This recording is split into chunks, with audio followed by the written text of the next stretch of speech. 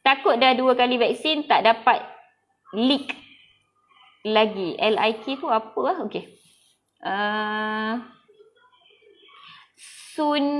Sunyoto. Sunyoto. Okey, doktor, jika sudah ambil vaksin dan buat COVID test, adakah test RT-PCR atau RT-PCR akan result positif? Okey,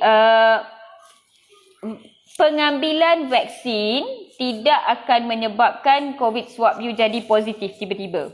Okay, the vaccine does not cause you to have COVID. Itu adalah perkara pertama yang kamu kena faham. Okay? Tetapi kalau macam yang saya cakap tadi, selepas pengambilan vaksin, kamu masih boleh dapat jangkitan itu. What we are telling you is kamu akan dapat jangkitan yang lebih milder. Okay? So, pengambilan, kalau selepas ambil vaksin, kamu pergi buat swab test sebab kamu ada kontak ataupun kamu ada simptom ataupun dekat office kamu ataupun keluarga kamu ada outbreak, maksudnya ada kemungkinan yang kamu boleh jadi positif sebab kamu ada kontak. Okey? Macam yang saya cakap tadi, pengambilan vaksin bukan bermaksud kamu kebal. Ia hanya bermaksud kamu dah ada sistem pertahanan, kamu dah ada AK-47, kamu dah ada Captain America Shield yang boleh lawan virus tu. Tetapi, kalau kamu lepas ambil vaksin, ada patient macam ni 2 hari lepas ambil vaksin, dia datang nak buat swab test, nak tengok swab test dia jadi positif atau tidak. Macam tu memang takkan positif lah. Tapi kalau kamu nak bayar 300 lebih, tu RM300 untuk test, dan buat je lah. Swasta kamu buat je untuk kamu nak buat lah. Dekat kerajaan, kamu berguling-guling pun they will not do it for you. That's not the reason to swab. Tapi kalau kamu nak bayar duit, nak pergi buat dekat swasta, buatlah. Okay? Soalan dari, I hope I answered this question. Soalan daripada Marwani Hirmi Muda. Doktor, boleh ke saya nak request for Sinovac? I'm willing to pay. Alright, menjawab soalan Marwani Hirmi Muda ni pun, thank you for this question. Ramai yang bertanya soalan ni yang dia nak pilih sesuatu jenis vaksin dan dia sanggup bayar. Buat masa sekarang, kerajaan Malaysia masih belum membenarkan pembayaran pengambilan vaksin secara pembayaran. Pada pendapat saya, ini adalah satu perkara yang bagus dan saya sebenarnya berharap kerajaan Malaysia meneruskan sistem yang mana kerajaan yang bagi dan bukannya memberi kelebihan kepada orang yang membayar. Sebab apa, saya rasa ini adalah satu pandemik. This is a public health emergency dan this is a public health issue. Maka saya rasa keutamaan tidak sewajarnya diberikan kepada orang yang mampu bayar.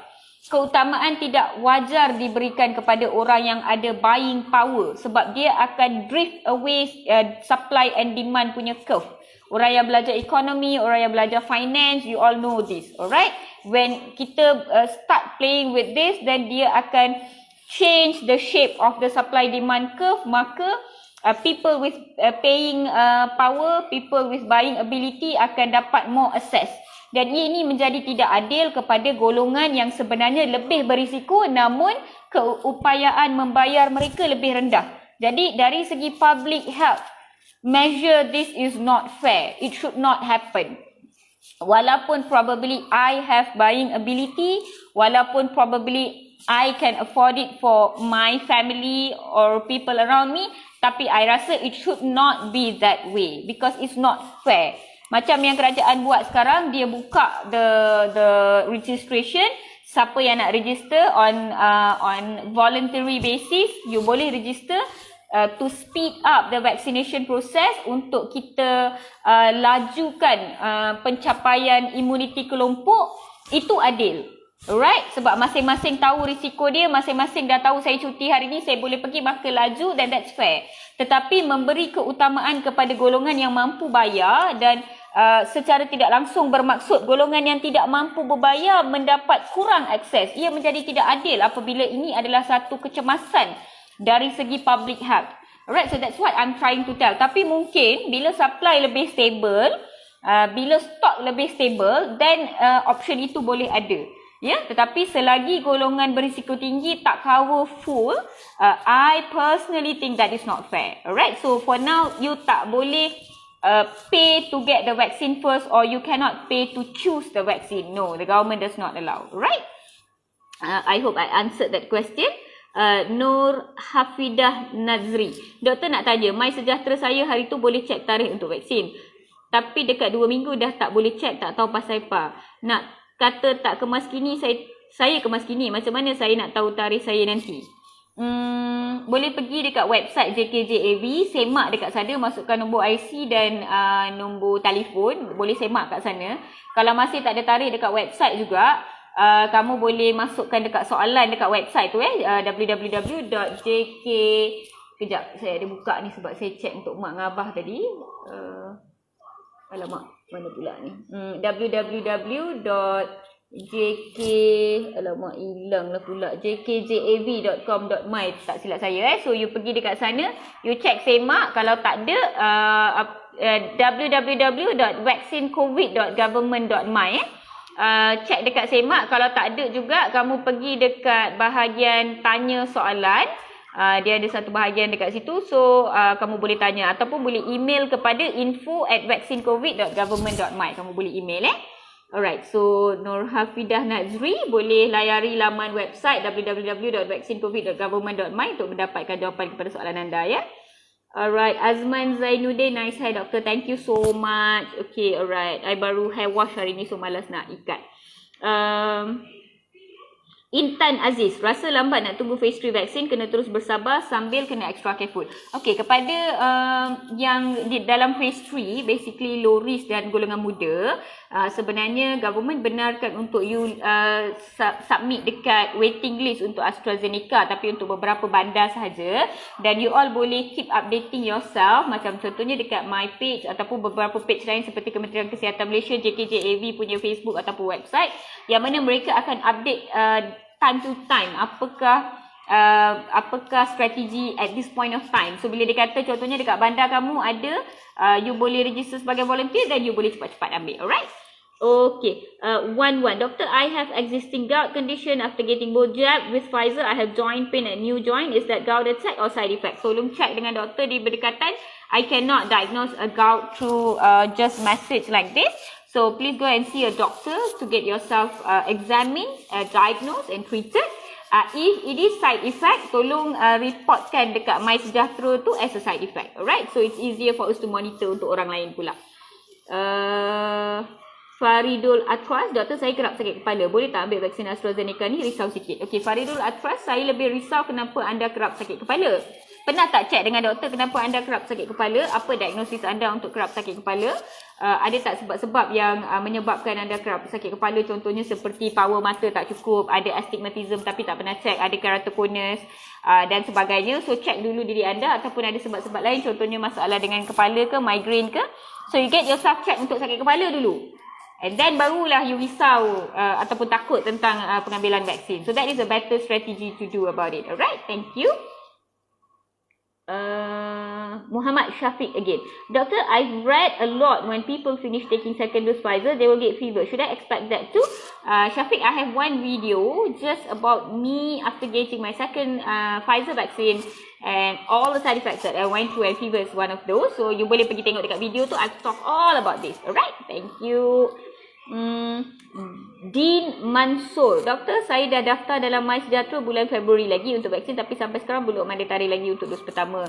Ya, masih ramai. Buat masa sekarang baru lebih kurang saya rasa 1 point berapa ke ataupun 2% rakyat Malaysia divaksin buat masa sekarang ni sebab stok vaksin sampai mengikut secara berkala demand vaksin is whole world. So Malaysia pun dapat mengikut secara berkala. Jadi memang ramai yang masih belum dapat appointment untuk vaksin dia. So kena bersabarlah dan keep updating. And then macam saya cakap tadi, boleh tengok kalau ada apa-apa program volunteer, then you boleh cepat-cepat daftar. Alright? Lily Azima, selamat malam doktor. Cucuk vaksin ni tak ada apa-apa masalah ke? Saya dah cucuk dok yang pertama. Okey, boleh dengar daripada awal saya memang dok sembang pasal apa berlaku Karcia, kalau ada sakit jantung boleh ambil vaksin tak? Saya dah penat dah jawab soalan ni sebenarnya. Semua orang yang ada sakit jantung ideally boleh ambil vaksin, patut ambil vaksin, kena ambil vaksin, dan kamu wajar ambil vaksin sebab kamu mempunyai risiko yang lebih tinggi kalau kena jangkitan, you akan dapat jangkitan COVID ni teruk sangat. So it's better for you to get the vaccine. Okay? Alright.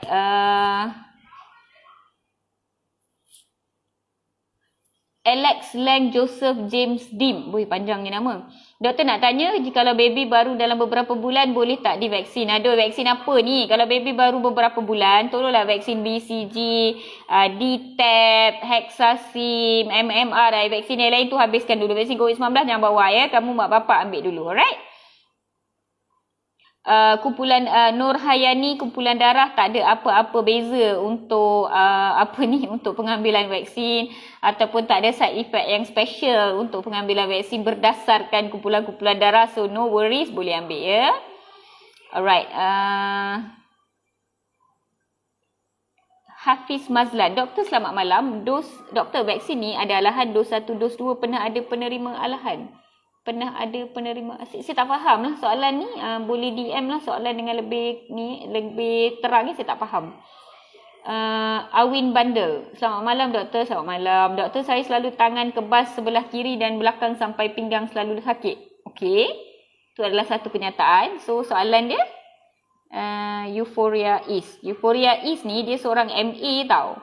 So kalau dia jawab kamu terima sebab dia lagi terror daripada saya sebenarnya. Nama sebenar dia adalah Mawi. Zarul Ismail, kenapa vaksin berbeza kesannya pada badan kita? Zarul Ismail, kenapa adik-beradik kita semua berbeza-beza walaupun mak bapak kita sama ya? Zarul Ismail, kenapa dinding dekat rumah kita walaupun dia gunakan batu yang sama, cat yang sama, simen yang sama, tapi dia masih tak sama rata ya? Kenapa banyak benda, contohnya handphone, iPhone yang sama, iPhone Max Pro contohnya. iPhone yang sama tapi iPhone dia tahan 2 tahun, iPhone dia setahun dah kena tukar. iPhone dia dalam masa 6 bulan skrin dia tak jelas, iPhone dia dalam masa 3 bulan kamera dah tak jelas. Kenapa ya? Tapi iPhone yang sama, manufacturing yang sama, batch yang sama. Kenapa ya? Jadi saya rasa kenapa vaksin berbeza pada orang-orang yang berbeza, ini satu perkara yang biasa. Contohnya semua orang tindik telinga, tapi kenapa lain orang lain kesan dia ya? Sebab Tuhan ciptakan manusia memang lain daripada lain. Mak dengan anak pun lain, adik-beradik pun lain, kembar seiras pun lain juga. Tuhan memang ciptaan dia unik sangat. Tak ada satu pun, tak ada 2 orang manusia pun yang sama sebiji cok macam tu. Tak ada, kecuali dalam cerita Tamil dengan cerita Hindustan. Selain daripada tu tak ada tau macam tu. Ya, jadi benda tu perkara logik yang biasa sangat sebenarnya, tak perlu risau, ya. Dan itu semua adalah urusan Tuhan, bukan urusan doktor. Ya, jadi it's a normal thing why dia react differently. The good thing is that all these different reactions dalam vaksin ni dia dah list down dah. Bukannya macam korang pergi shell out ke ataupun macam korang pergi makan makanan baru ke yang tak tahu pun apa benda tu akan bagi kepada kamu. Betul tak? Ya, kamu pergi holiday, kamu pergi makan, kamu pergi hiking, seorang jatuh, you don't know what can happen. Tapi dalam vaksin ni dia dah list down dah. Daripada 1 hingga 10, 1 dalam 1 juta, 1 dalam 10 juta, apa boleh berlaku semua dia dah tulis dah. So untung sangat sebenarnya ya. Alright. Doktor, apa beza COVID varian baru dengan varian yang sedia ada? Okey, Mawi dah tolong jawabkan dah. Varian baru lebih mudah menjangkiti, lebih serius kesan jangkitannya, lebih berbahaya. Mawi dah jawab, expert dah jawab dah sebenarnya. Okey. Yuya, cerita Tamil apa tak boleh? Semua boleh doktor, betul. Okey, varian baru ni sangat-sangat ganas daripada varian sebelum ni. Ya, dia lebih mudah transmit daripada Nobita kepada Shizuka, kepada Giant, kepada Sunyo. Dia lagi laju, dia punya lompat tu. Dan dia juga memberikan, macam dulu kan bila kita tengok ramai yang dijangkit tu sebenarnya ramai yang tak ada simptom ataupun simptom yang ringan. Ramai yang lebih macam tu tapi sekarang ni ramai yang tu dalam satu keluarga tu bila 6 orang positif, 4 orang dah ada jangkitan kuman pada paru-paru dengan tak cukup oksigen. Ya? Okey, dengan tak cukup oksigen. Daripada 5 orang yang positif COVID dalam satu keluarga, 1 orang mesti kritikal. Dulu tak macam tu. Waktu wabak yang teruk bulan 12 hari tu tak macam tu. Yang kali ni dia lebih ganas sebenarnya virus ni. Lebih cepat memberi simptom, lebih banyak simptom yang dia bagi dan lebih ramai yang kritikal. Dan apa yang saya sedar sebenarnya adalah, korang dengar bunyi-bunyi, dengar tak bunyi mercun kat luar tu, dengar macam raya. Dan apa yang saya sedar, yang varian yang kali ni adalah dia lebih dia lebih kritikal, dia lebih banyak menjangkiti kanak-kanak. Banyak kanak-kanak. Saya tak tahu kenapa. Wabak kali ni, wave yang kali ni, banyak menjangkiti kanak-kanak. Dulu tak banyak kanak-kanak tau. Ni sekarang ni satu sekolah, tadika, daycare, banyak sangat kena. Dan dulu bila biasanya dalam satu keluarga tu, walaupun mak ayah positif, adik-beradik yang lebih tua yang dah 15 tahun, 17 tahun positif, adik yang 4 tahun tu negatif. Adik yang, korang dengar ke aku cakap ni? Adik yang kecil tu negatif. Tapi sekarang ni baby 2 bulan, baby 10 bulan, semua pun positif. Anak 7 tahun, 3 tahun, setahun setengah, semua positif. Jadi banyak menjangkiti kanak-kanak sebenarnya yang menjadikan saya sangat sayu lah. Saya sangat sayu dan sangat pilu sebenarnya dengan perkara ni.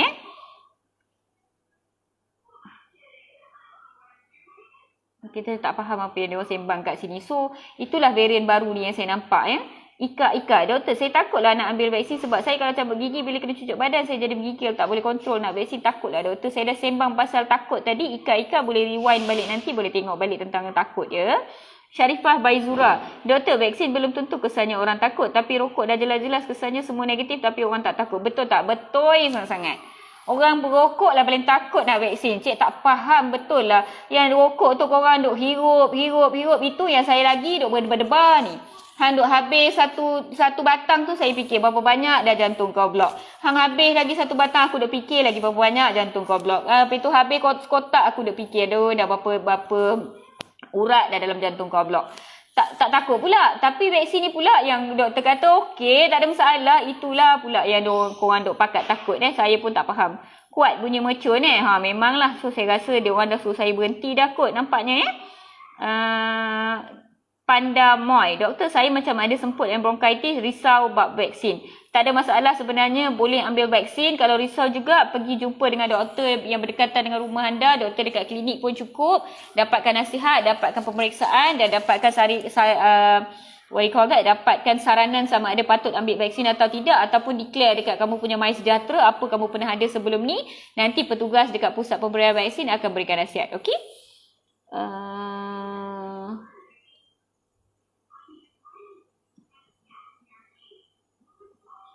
Kejap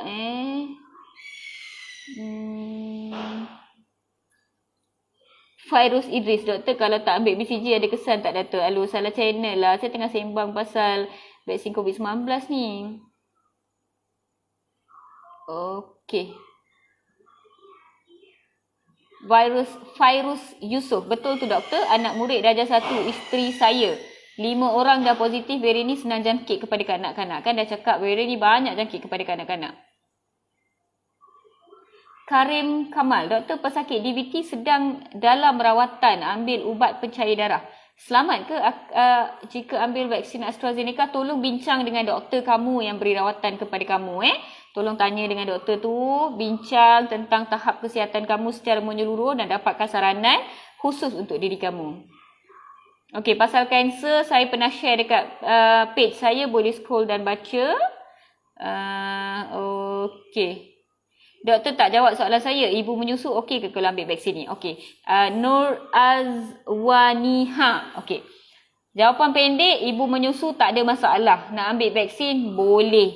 Sebenarnya dekat US dah ada data yang menunjukkan bahawa apabila ibu menyusu mengambil vaksin, antibody daripada badan ibu itu sebenarnya pergi kepada bayi dan memberi manfaat kedua-dua kepada bayi dan ibu. Dah ada data, dah ada paper yang keluar. Jadi selamat dan boleh ambil dan patut ambil. Kalau kamu nak jawapan yang lebih panjang, lebih jelas, Dr. Mala ada satu video yang saya sembang dengan pakar ONG, Dr. Nicholas. Pergi cari kat video tu, saya ada cerita macam-macam soalan tentang menyusu, ibu, semua ada dekat sana. Jadi Nur Azwani boleh tengok video tu untuk penjelasan yang lebih lanjut. Okay? Alright. Kena denda. Dari semalam doktor cari kamu. Haha, siapa ni? Elwin ke? Ha, memang saya cari Elwin. Mana dia? Alright, okay. Alright, veterinary. Saya takut jarum. Malu. Kalau takut jarum kan, mak kamu tak lahirkan kamu, tahu? Saya tim floating Dr. Mala baru hadir. Elwin, you are late. Elwin, you are late. Okay, alright. Doktor, varian terbaru ni berkesan tak dengan vaksin Pfizer? Kita tak ada data, tapi so far nampak macam secara majoritinya dia berkesan. Itu yang kita boleh cakap. Tapi kalau nak paper, nak scientific proof, nak cakap secara betul, kita masih tak tahu lagi buat masa sekarang. Tapi macam kalau awak tanya saya kan, doktor, musuh tu nak serang. Saya ada AK-47 sahaja. Rasanya cukup tak untuk lawan musuh tu? Saya akan cakap saya tak tahulah musuh tu nak bawa apa. Tapi better lah kamu pergi dengan AK-47 daripada kamu tak bawa pedang langsung. Daripada kamu bertangan kosong. Itu yang saya boleh jawab. So kalau kamu tanya musuh tu akan mati tak dengan shield Captain America tu, kita tak tahu. Tapi takkanlah sebab dia tak tahu Captain America nak letak shield dia kat tepi nak pergi dengan dada kosong macam tu. Tak kan. Dia masih cuba pertahankan dengan shield tersebut. Betul tak? So kalau macam terlepas pun mungkinlah kuranglah dia punya efek dia. Betul tak? Jadi it's always lebih baik untuk ada sedikit perlindungan daripada tak ada perlindungan langsung. At least badan kamu dah kenal dah macam mana cara musuh ini bekerja, apa sifat dan bentuk musuh ini. At least dia dah tahu dah sikit-sikit. Faham tak? Macam hampa nak lawan daripada orang daripada hutan XYZ. Memang bukan orang yang betul-betul yang jahat tu. Tapi lah at least anda kenal orang kat hutan tu muka dia macam mana, rupa dia macam mana. Orang tu besar-besar ke pendek-pendek. At least hampa dah kenal. Jadi bila pergi jumpa musuh yang sebenar, walaupun dia variant baru, at least you have some idea. Alright, so it's always the better. Okay.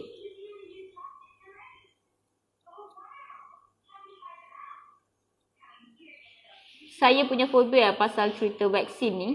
Sampai SMS info vacancy kerja pun aku tak klik. Ingat sampai sudah appointmentku. Tak faham. Okay, saya tak faham. Okay, thank you so much.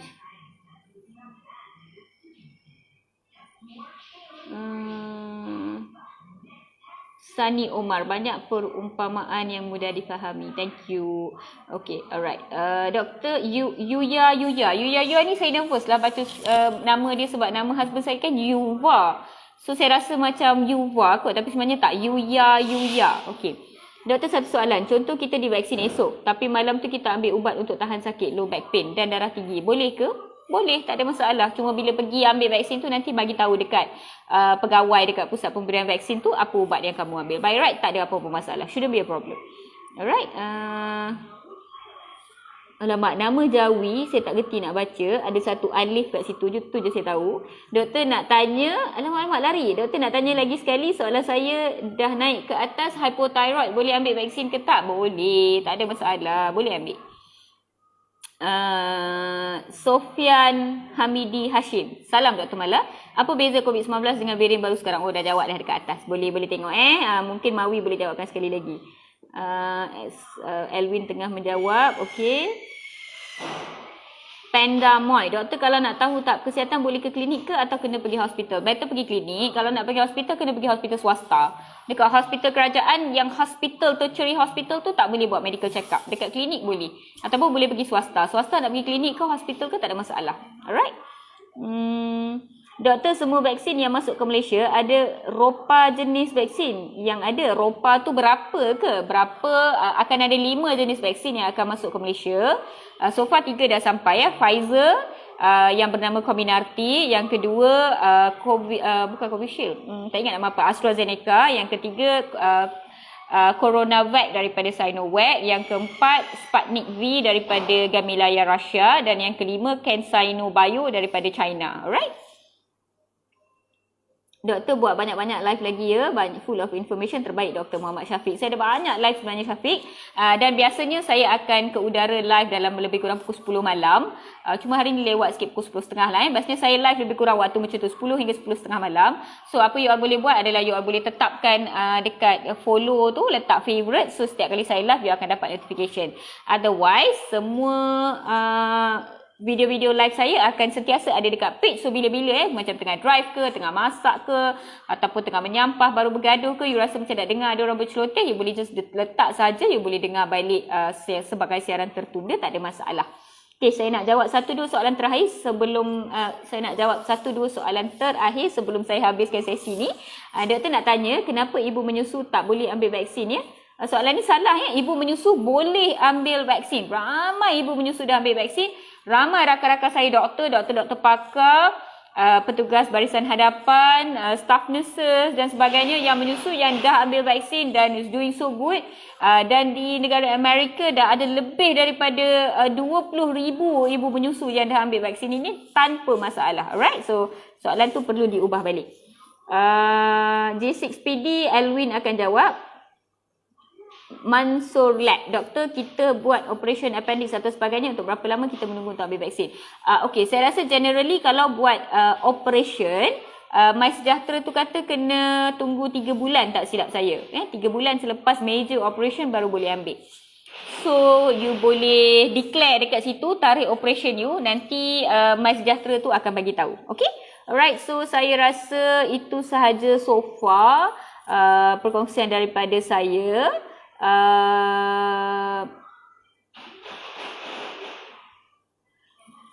Win Safa, doktor, normal tak lepas 4 hari ambil vaksin kelenjar dekat kawasan leher saya bengkak, perlu ke saya ambil antibiotik? Okey, boleh pergi dan berjumpa dengan doktor di klinik kesihatan berdekatan. Tolong report dekat MySejahtera juga. Boleh jadi normal, boleh jadi tak normal, tapi tolong check ya. Jangan saya tak nak bagi online consultation, takut salah. So tolong check dan dapatkan nasihat yang sebetulnya. Alright.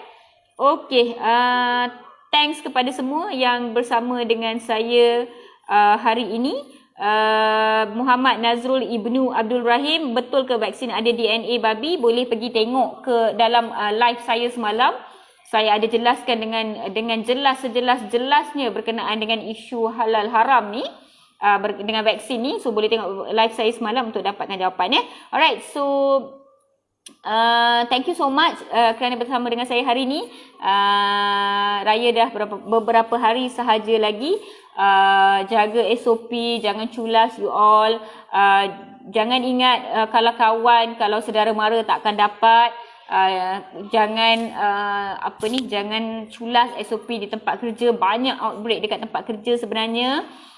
Dan raya kali ni kita akan ber-PKP balik. So saya tahu agak menyakitkan hati sebab dah 2 raya dah, tapi ini yang terbaik untuk negara kita. So tolong jaga SOP supaya kita dapat landaikan balik graf ini dan kita dapat kembali ke norma biasanya. Kita landaikan graf, kita PKP dan at the same time kita vaksin.